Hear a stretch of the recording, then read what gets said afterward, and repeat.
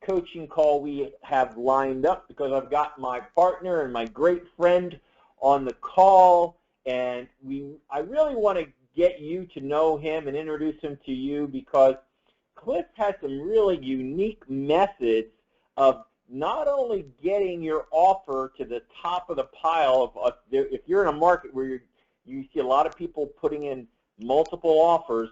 Well, I tell you what, Cliff's always go on the top of the pile, and the majority of time they are accepted that very day. So this is how Cliff and myself are beating other investors all around the country. And this is just a sample of what we're going to be teaching you at our Flipping Houses bus tour. So I wanted to go through this presentation for the next 30 to 40 minutes, introduce you to Cliff, see some of the strategies and why we're really unique in this marketplace and how we can help you. So Cliff, are you there? I am. Hey, Duncan, how are you today? I'm well, thanks, mate. I'm very, very well. I'm really excited. You know, you are so hectically busy, and I know we plan our bus tours, but you know, I just really appreciate the fact that even what you've taught me in the business as, you know, I've come along, that, you know, you really have something different to offer people, and that's why we're doing this bus tour. And, you know, I'm going to be teaching at the tour how to find more deals. You're going to be teaching them how to close more deals. So, you know, we work really great together, and I'm finally, you know, excited that people are going to see us, you know, how we work in harmony and get all these deals done. So Yeah. I appreciate your time today, Cliff. So I tell you what, without any further ado, why don't I just hand it over to you, tell them a little bit about your background, and Sure. then, you know, just talk. And guys, like I said, it's only going to be 30, 40 minutes. There's no sales pitch on here except an invitation to come to our event. So you will want to take a lot of notes. This is a fantastic coaching call Cliff's going to do. You know, I learn something new all the time myself.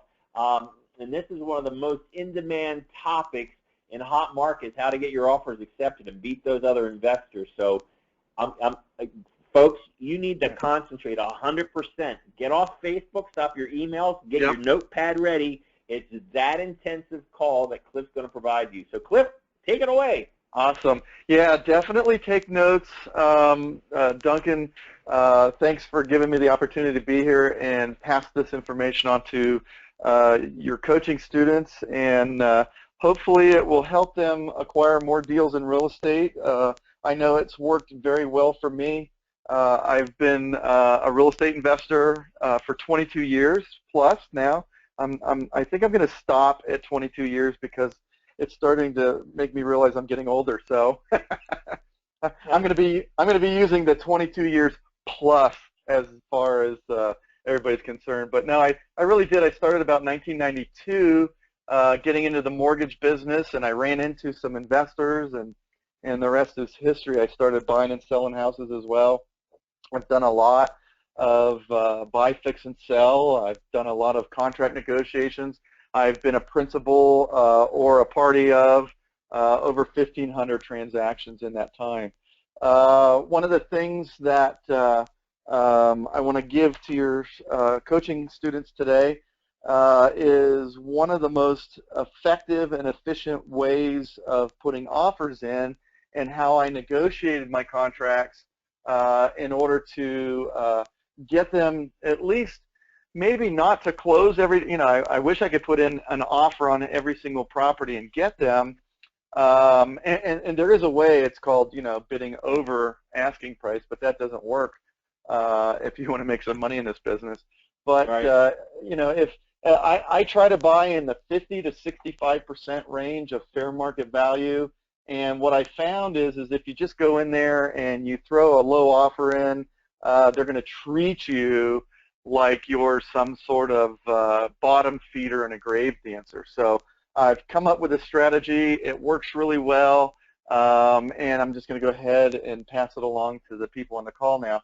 Now, everybody on the call, I want you to understand that this is probably one of my best techniques in getting deals to the table. And as we go through here, you'll see that it is very, very, very, very, very psychological in nature. So just bear with me, and I will lay out the entire strategy for you so that you can start implementing it into your business right away. So one of the things that I want you to do is understand that a honey badger, it says negotiate contracts like a honey badger. You may or may not have heard of a honey badger, but a honey badger really doesn't care. It just doesn't give a hoot. May actually use another word for it, but it just takes what it wants. And there's some videos online. There are some comedy videos of some voiceovers of honey badger videos, and it really applies to how I put in my offers. I don't care. I don't give a crap about what other people think of me or think of my offers. I just put the offer in, I start negotiating, and we take it from there, and I just take what I want. So this is going to give you an idea of, if you put your offers in this way, it takes you from being in a asking permission status, for lack of a better word, but being in the state of begging them to, look at your offer. I'm going to actually turn the table around and have them begging me to negotiate with them. So it moves, like it says here on the screen, it says it moves your offers to the top of the pile, and it gets the seller talking to you, which is when they're talking to you and you're not thrown on the floor next to the desk with the 40 other offers that look very similar. If you're on their desk and you're negotiating and talking to them about trying to come up with a deal, that's going to eliminate probably 60, 70, 80% of your competition. And you might even be at a lower price point than those offers. Now, one of the things I learned in the mortgage business is when you are looking at offers that are coming in, if I was selling a piece of property, one of my own, when I was doing the buy, fix, and sell, because I had the mortgage banking business behind me as far as experience, when I would look at offers, I would look at the strength of the offer, and sometimes somebody would offer less than others, but the strength of their offer was more likely to close. So a lot of times, even though they didn't have the highest bid, it was the better bid, and I got beat out by a lot of people doing that to me, and I couldn't figure it out. And then over the years, I figured it out, and this is what we get. So what the basic average person out there today is doing, I'm going to show you how pretty much they just set up a typical offer for most real estate investors out there. Now, some real estate investors, they learn by doing. Some have taken training. Some have gone to very expensive real estate seminars, and some have, just went through and went to their local RIA meetings, and they all learned how to pretty much do real estate offers pretty much the same way. And, being in this business, well, actually being in the seminar part of it with the training and the real estate training background that I have, I've got about 17 years in that part of the industry, and what I've seen is they're all pretty much teaching the same thing. So I used to laugh about a little bit less than, I'd say about 8 years ago, 6 years ago, between there somewhere, we would have 400 or 500 people putting offers on houses in a similar area, and they were all doing the exact same thing. So Duncan, imagine if you have a house for sale and you have 65 offers come in and they're all exactly identical. So when that happens, if you want your offer to be something, it can't be the typical thing that everybody's doing. So let me show you what the typical structure is.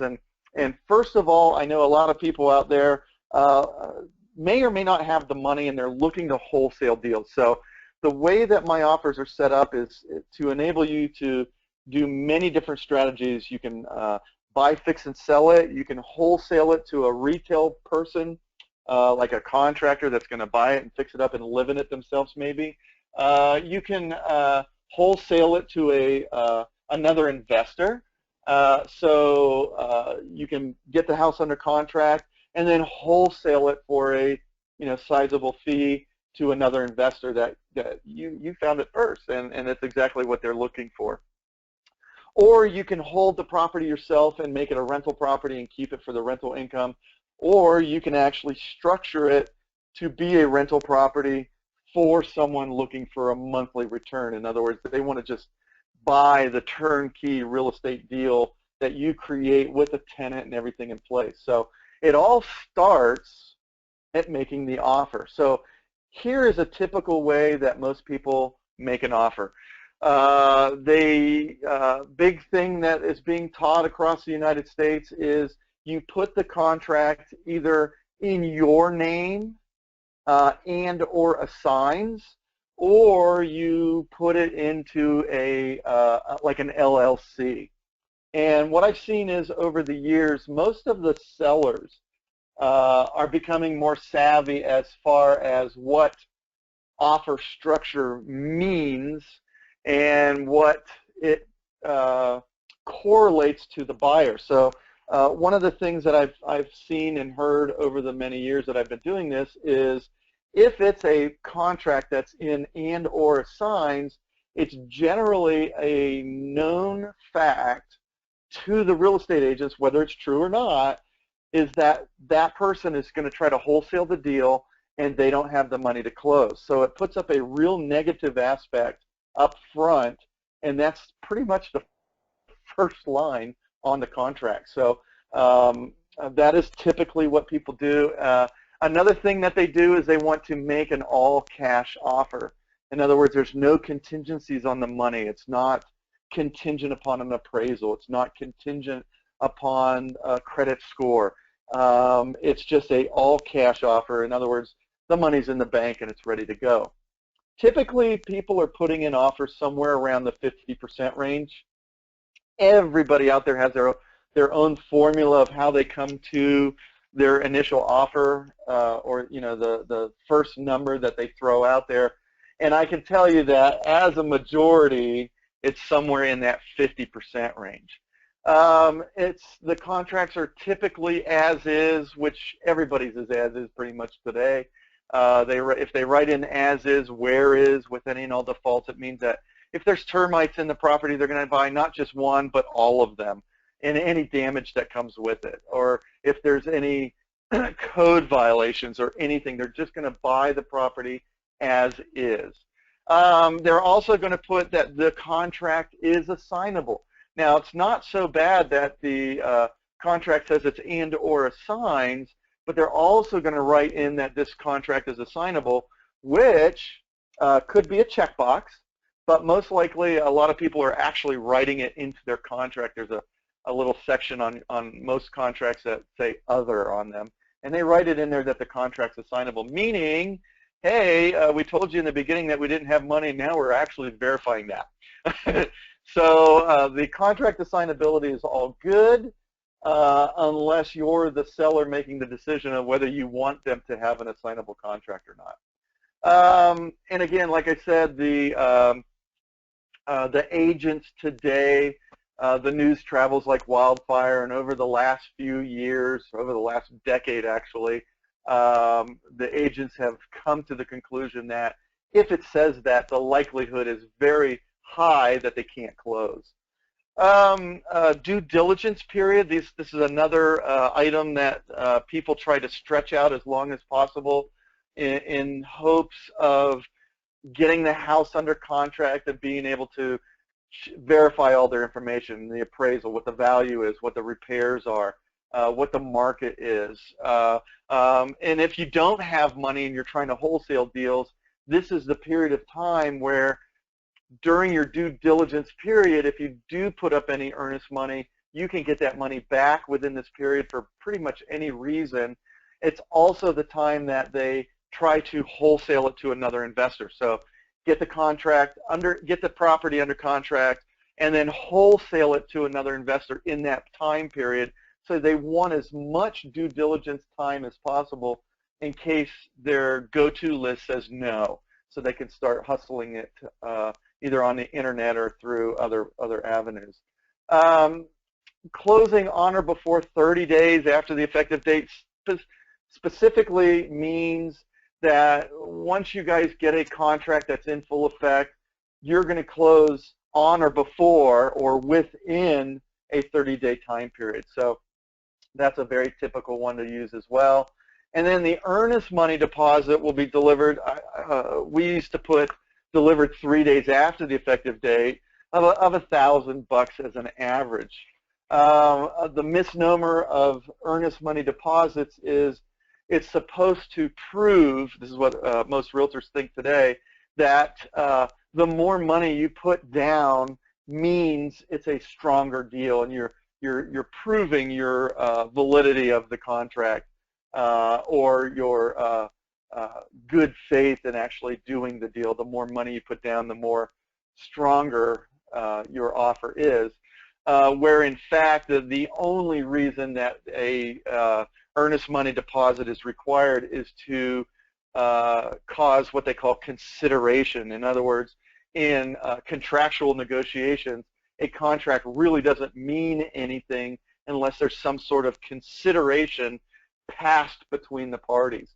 So if I write a contract with you, Duncan, and we agree to it, and then I give you $100 as like a good faith or an earnest money deposit on that contract, then it is a fully eligible contract because it's in effect. And a lot of people don't know that. A lot of realtors today don't really know contract law and what the purpose of it, so they just think if somebody puts a larger down payment as far as a earnest money deposit, that it's a better offer. So, but typically, you know, a lot of people don't even have the $1,000 that are getting into real estate today because they're just getting started and trying to get into this business. But everybody tells them, oh yeah, everybody will accept $1,000. That's all you need to put down. And then what we taught for many years is, hey, put that 3-day effect in there, or you know, that it'll be delivered 3 days after the contract is accepted or it's in effect, and that'll give you 3 days to come up with $1,000 if you don't have it. And you know, the big saying is money will follow a deal. So if you can create this deal, it shouldn't be very difficult to come up with $1,000, or actually wholesaling the contract to somebody else, or going through the process of finding somebody that will give you the money, whether it be a hard money lender, another investor to joint venture with you, or somebody to just invest with you on the property. If you do your contracts like this, remember, you're going to be one of those 30, 40, 50, 60 other offers that are out there. And the sad thing about that is your offer might be really good, but if it's the same as everybody else, it's just going to look like everybody else's.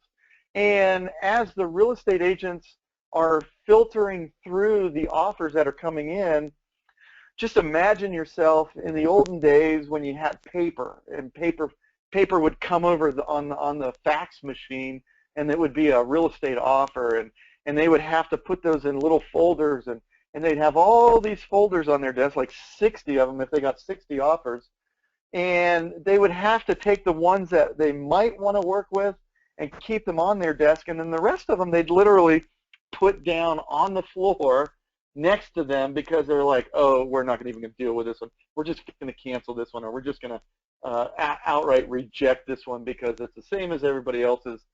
But there was maybe 1, 2, or 3 offers that remained on their desk.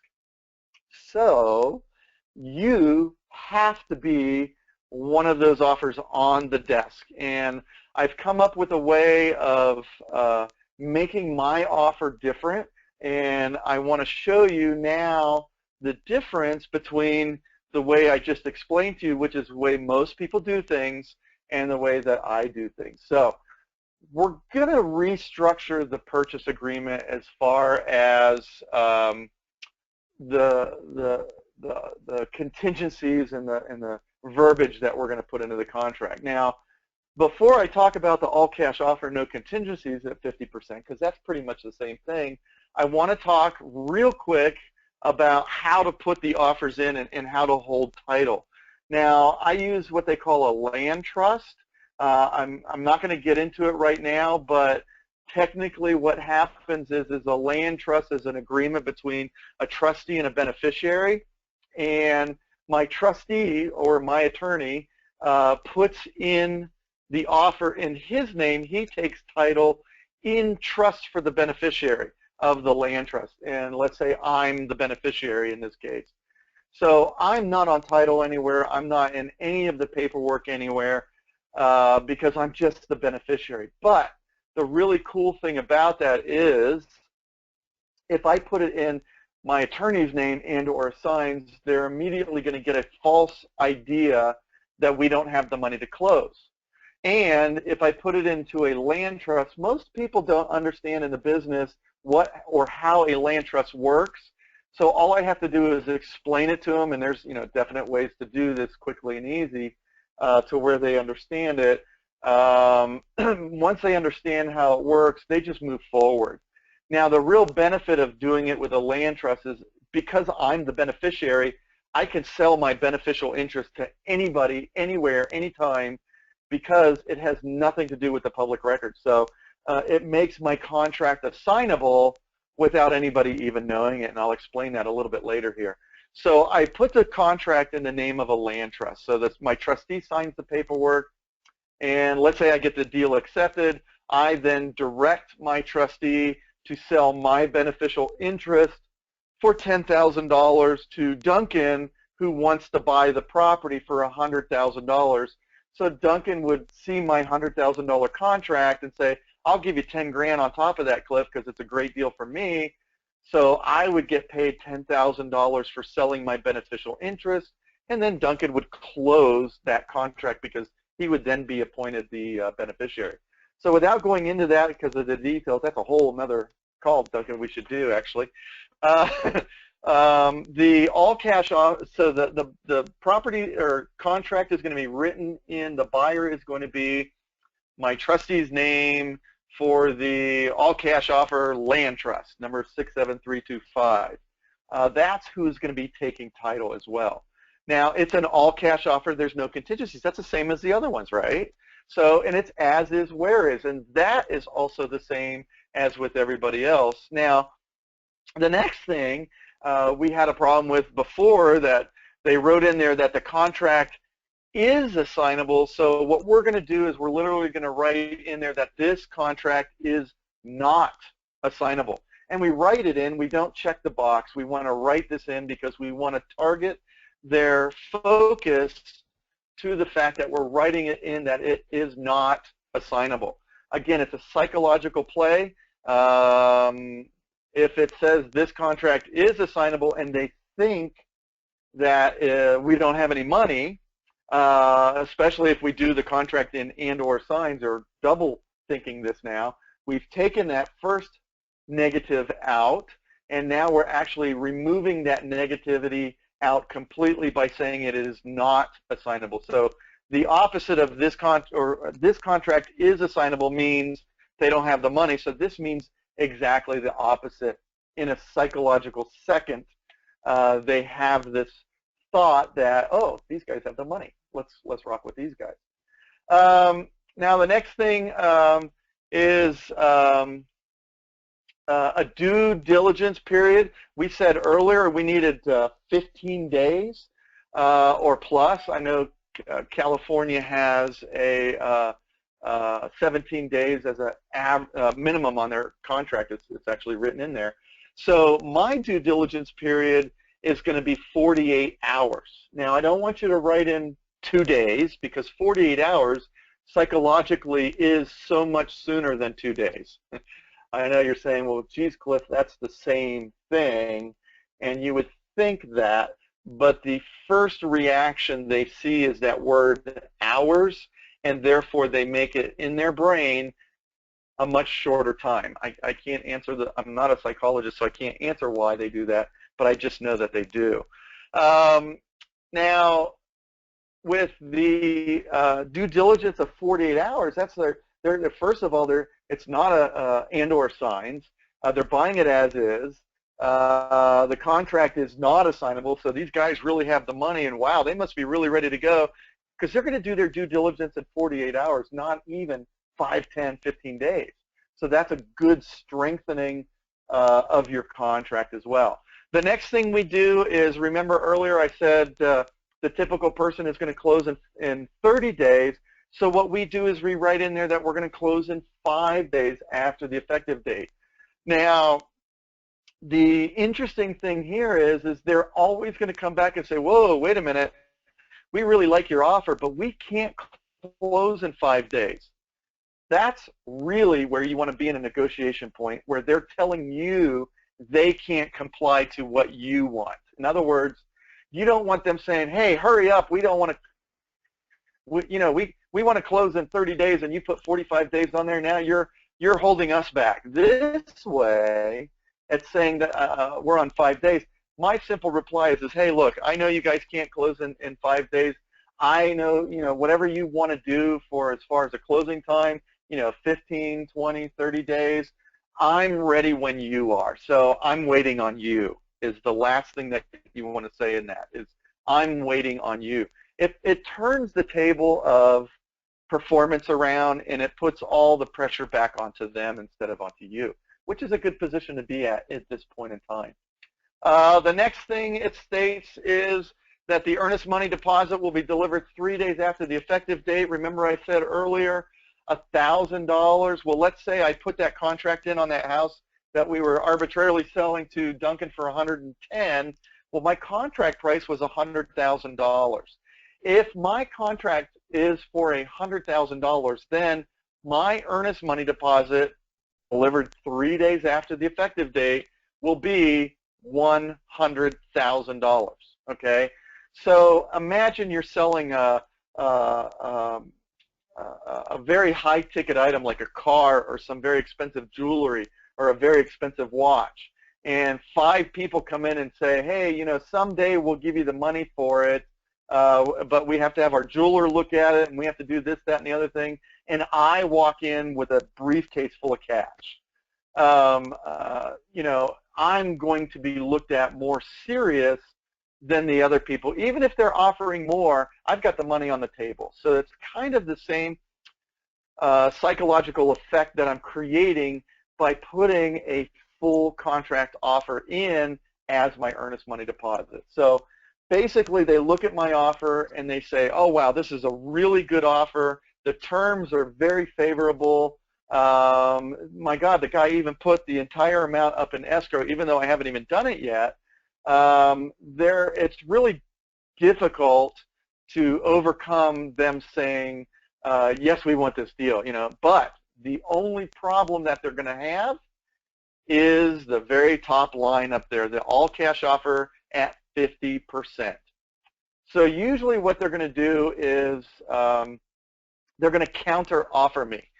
And a lot of people don't understand in contract law the way that negotiations work is if you put an offer out there like this and they don't accept it, you don't have a deal. And in fact, the interesting thing is when you put this offer in and they're talking to you or your agent over the phone, or if you're doing a negotiation with a home seller that's the actual owner, when you make an offer and they reject it or counteroffer you, it's no deal, right? Everybody knows who that is, Mr. Wonderful. He says no deal quite a bit. So as soon as he does that, you guys got to understand that your offer is now null and void. Everything on there is taken away. So imagine showing a baby this big lollipop and maybe even giving them a lick or two and then just taking it away from them. It creates something of intense desire. They want what you were offering. So being that my terms were really, really super, that's what we're going to do is we're actually going to go and we're going to change it. This is the Honey Badger way. We're going to change it back to the standard contract terms. Now, I will, like I said earlier, I buy in that 50 to 65% range, sometimes up to 68%. Depends on the deal, and it depends on financing availability at the time of the offer. But let's just for short shortness in the deal here. Let's just say I can go from 50 to 65% of fair market value, not after repair value. I want to know what it's going to be. Fair market value is kind of basically after repair value, but that's and Duncan will have to do another coaching call on that because it's a whole another probably an hour conversation to decipher what is something really worth, and I can tell you exactly what it's worth. So I'm going to go in and I'm going to change my offer, not that it's an all-cash offer, but I'm going to increase my amount that I offer. So if they were asking a specific price and they came down a little bit on their counter, because that's what my agent is going to beg for or plead for, is, hey, you know, don't just cancel it, counter offer us because we're going to negotiate. We want this deal and we'd really like to negotiate. So what happens is whatever they come down, if I can match them going up, I'll do it as long as it falls within my range. And like I said, I'll go up to 65%. But you want to leave yourself some room in order to negotiate. So I might go to 55%. I might go to 60% and then negotiate my way up. The next thing, it's going to stay as is, where is. That doesn't change. And I'm going to take and hopefully use the original contract that I just sent in, and I'm going to make changes on it. I know a lot of people like to send in a completely new offer. I like to have that original contract go over there. It's another psychological effect, because where it said this contract is not assignable, I'm going to scratch out the word not, and I'm going to initial it and date it. And usually I'll have my agent put one of those little red arrow stickers on there, so where they have to acknowledge the change as well. And I'm going to change it to this contract is assignable, okay? So it's not going to give them a false sense that I don't have the money. They're just going to say, hey, wait a minute, we don't want this to be assignable for whatever reason. They don't want it to be assignable. But if they're not thinking at this time that you don't have any money because they've already seen your money and your earnest money deposit, even though you haven't produced it yet, okay? Another psychological trick here. So we're going to change the due diligence period. We're going to cross out that 48 hours, and we're going to write in 15, 16, 17 days.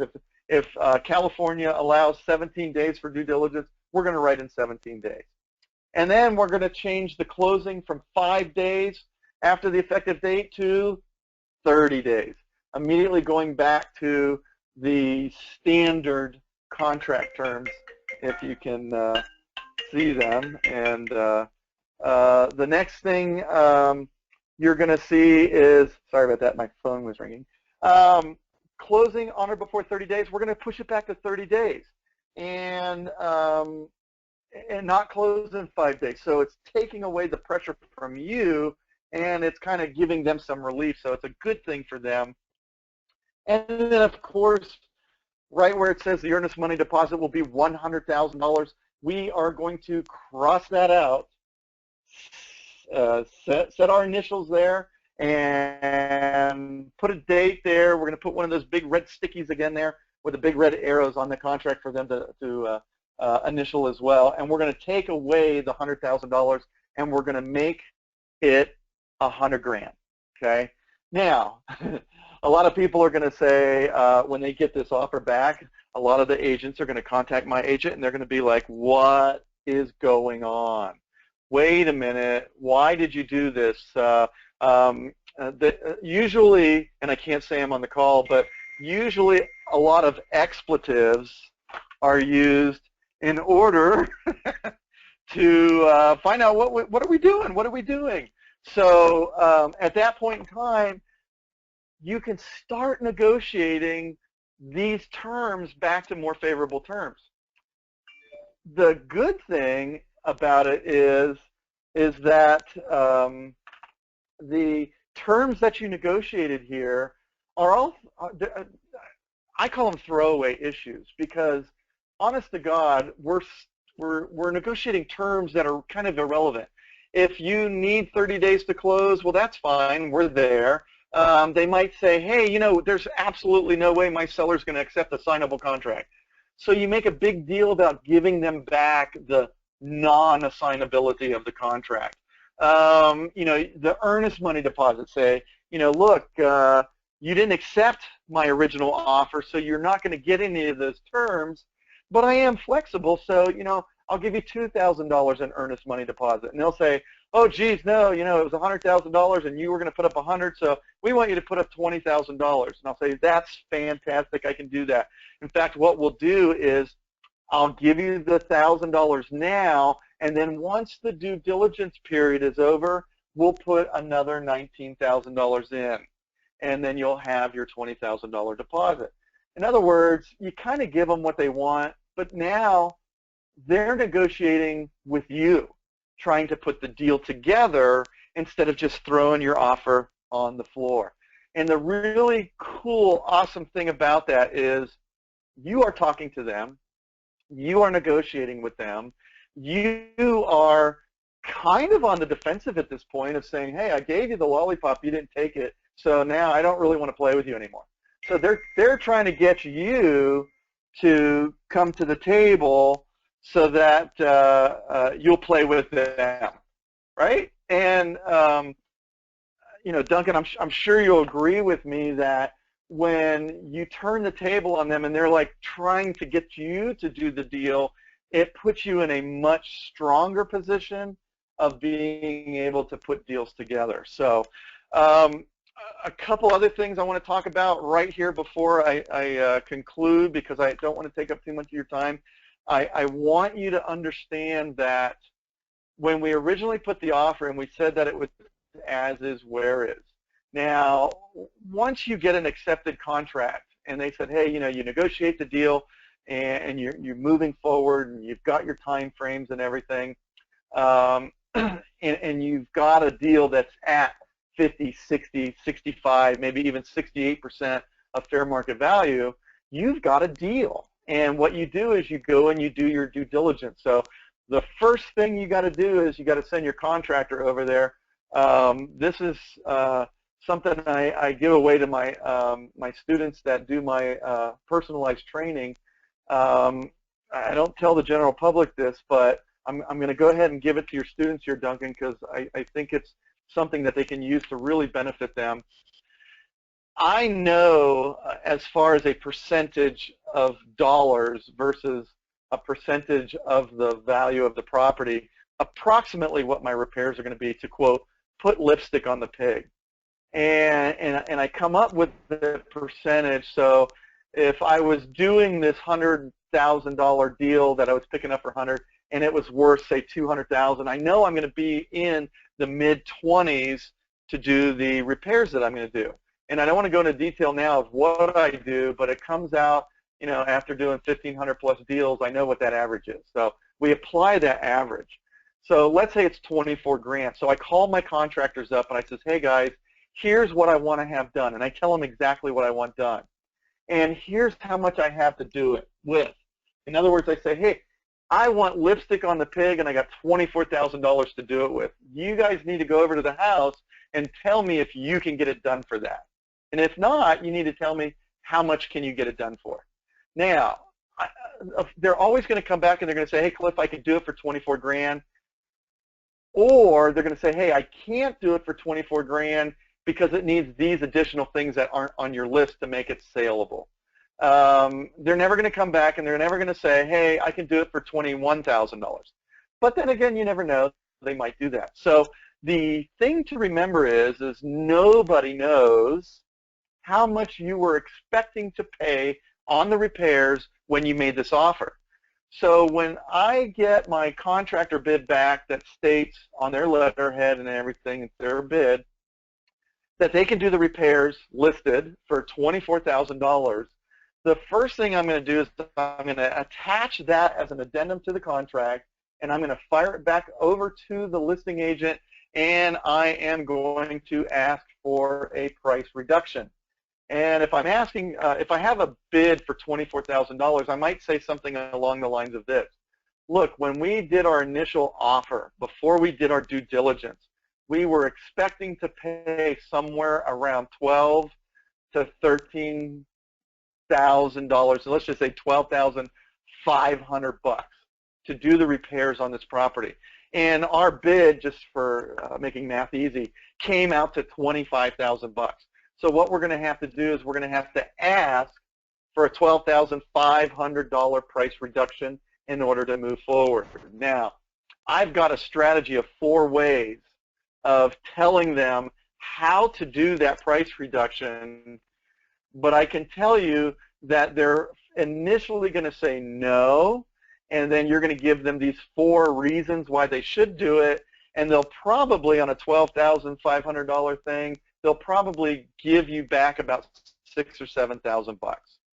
On average, on a $120,000 to $200,000 price range, the average return you're going to see is around $9,000 if you use the 4 strategies the way that I teach and actually use.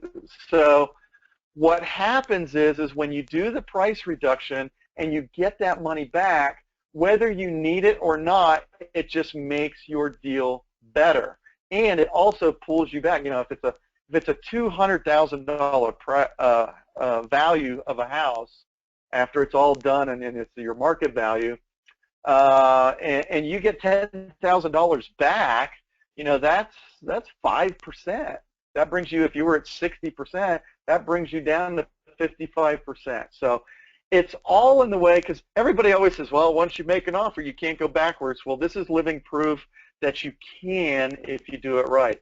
If they say absolutely no way, we're not going to give you anything back, utilize those 4 exits or demands, and one of them is walking away. You know, if you feel that you are really have them on the line, so to speak, and can use that as a threat, that is one of the options that you can use. So always, always, always do a price reduction, because number 1, you already have the answer no if you don't ask, and number 2, if they give you something back, it just makes your deal even sweeter. So I've got one thing that one last thing I want to share with you, and in fact, I really want to make sure you write this down, because this is something that you absolutely must have on every single contract that you do.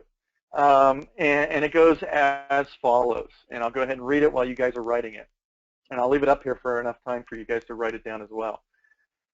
All contract contingencies and timeframes commence upon buyer's receipt of all fully executed contract and all addendum. Now, your agent or yourself can write this on any and all contracts, and anything that you write into a contract that is legal, which everything about this is legal, supersedes all contract contingencies and timeframes. If it says that it's upon acceptance, if it says that it's 3 days after acceptance, whatever, all of those timeframes and or contingencies will commence or begin when you get a receipt, or you are in receipt of the fully executed contract and all addendum, which means it needs to be signed by you and it needs to be signed by the seller. Now, if you're dealing with an institutional investor or a seller, like a bank or a mortgage company or foreclosure or short sale or any of those things, I'm telling you, it's going to give you an extra 10 to 15 days of time by the time they get everything back to you signed and accepted. So they might call you on the phone and say, hey, we've accepted your deal today. Let's get that time clock started. We need to get your earnest money deposit, blah, blah, blah, blah, blah. You got to do your due diligence. Understand that you don't have to do anything as far as time frames with this in your contract until you get the copy of the contract executed from the seller. Now, I know in California, the caveat to this can be that when they send the signed contract to your agent, that it constitutes delivery because that agent is working for you in a liaison type format, or in your fiduciary their fiduciary responsibility. So when they send the contract to your buyer's agent, that is pretty much when the timeframes will commence. Now, it has to be on the contract and any addendum. So if they send you over additional addendums that aren't signed, don't immediately say, hey guys, you didn't sign these.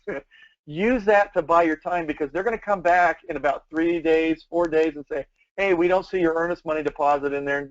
Your comeback is, well, hey, you know, I'm conforming and complying to the contract, which you are not, because I don't have receipt of all, I'm not in receipt of the fully executed contract and all addendum, because you guys are not providing that for me. So once you guys start complying to the contract, which you agreed to, I'm sitting here waiting on you guys. And it's really important to stress the fact that you are waiting for them to comply to the contract. It will hurry them up to get it in, but I can tell you from experience that it's going to add to your 3 days to come up with the earnest money. Remember, it's only a few $1,000 or $1,000 because they never accepted your initial offer. So it'll give you time to come up with that money, in addition to the 3 days of maybe 5 to even up to 14 days. It depends on how efficient they are at getting everything signed and back to you. It's a little trick that works really well in buying time. So if you do need time to you know, get things ready to go because you may or may not have the earnest money, it will give you time to joint venture with somebody or say, hey, look, if you help me do this deal and you give me the earnest money to put down, and I've already got somebody that wants to buy the property, maybe that person will give you the earnest money. You never know. And you know, on the bus tour, I promised Duncan that I'll actually go through the steps on how to actually put that part of it together, of being able to wholesale the deal quickly. So one of the things that's the most important thing that you could get out of today in using the Honey Badger method is using the contract to your benefit psychologically without them really knowing what you're doing. I can tell you there's maybe, there's got to be less than 100 people that I've taught this to that are actually out there in the field using these techniques. So it's not something that's well known in the industry.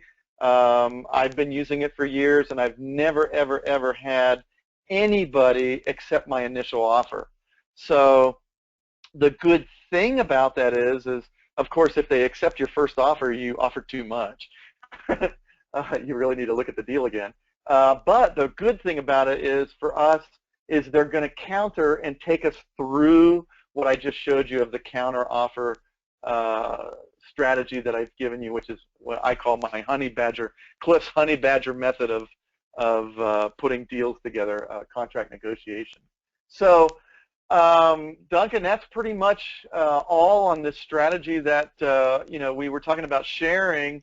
I know we have our Flipping Houses bus tour coming up, and I just wanted to direct everybody to the website. I'm going to be going into more details with this strategy. There's a lot more that fills in the gaps, so to speak. Of a lot of people have questions of, well, what happens if this happens? What happens if this happens? And I have the answers for that. I really enjoy this session. I mean, this is just one of the things we go over, and I mean, we do so much at this event, and we do these events 3 times a year, guys. And you know, the next one is coming up in a month's time. The tickets right now are only $149, so it suggests you go to our website, flippinghousesbustour.com. The